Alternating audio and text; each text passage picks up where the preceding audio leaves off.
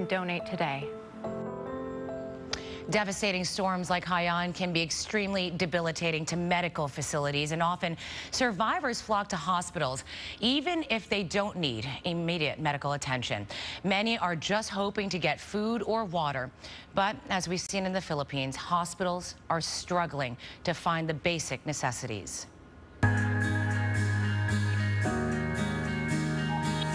Many places that were spared by Haiyan have now become makeshift clinics, like this one at Tacloban Airport. And like many other clinics, there are too many people and too little supplies. It's a little bit chaotic because it looks very chaotic. Yeah, as you can see, we don't have any medicines, we don't have any supplies. We have IV fluids, but it's running out. And most of the people here doesn't have water and food. That's why they come here. Most of the kids are dehydrated. Most of them are suffering from diarrhea and vomiting.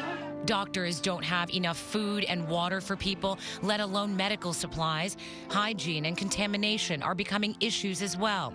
Used bandages are thrown on the floor. And just feet away from families, the unthinkable. A man who lost his life lies covered on a gurney. They have no place else to put him. Real hospitals are struggling as well. Many are flooded and sit in complete darkness as their backup generators have failed. Despite that, doctors must treat all patients as they aren't allowed to turn anyone away.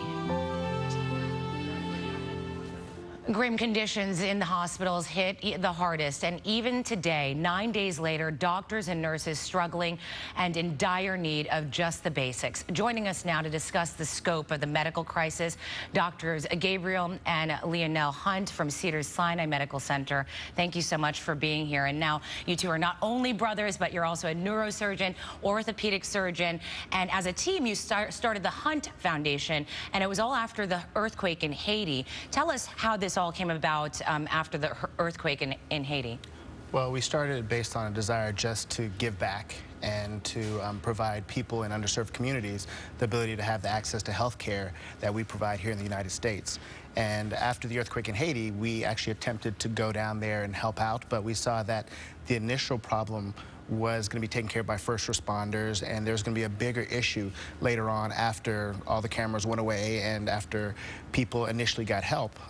What was going to happen after that?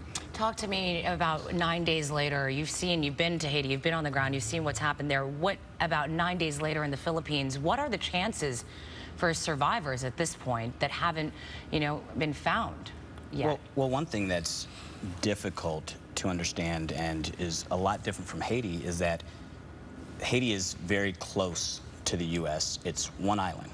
The Philippines, multiple islands. And getting into Manila is one aspect. Getting to the outlying areas is a whole nother ballgame. And 9 days later, the biggest problem comes with not only finding survivors or sort of bringing in relief, but also taking care of the sick, taking care of those people that are going to get worse based on little small cuts, based on having bodies that are laying on the streets. The disease that comes from that is horrific. And 9 days later, it's only going to get worse as dirty water's around, as there's infected people sitting around without antibiotics, without care. I mean, it doesn't take long for what is called sepsis to set in. And these are sort of infections of the blood that, after a couple of days without antibiotics, can be sort of irreversible and can be deadly. What are you guys doing to try and help the situation in the Philippines now? Well, we have a lot of people that we work with that have families that are there, and we are actually trying to help with donating money and actually hopefully donating some of our time later on as they're able to get us in there so that we can provide the services that we can. All right, Dr. Hunt and Dr. Hunt, thank you so much. We appreciate your time, and of course, more information about how you can help on our website, KTLA.com. We'll be right back.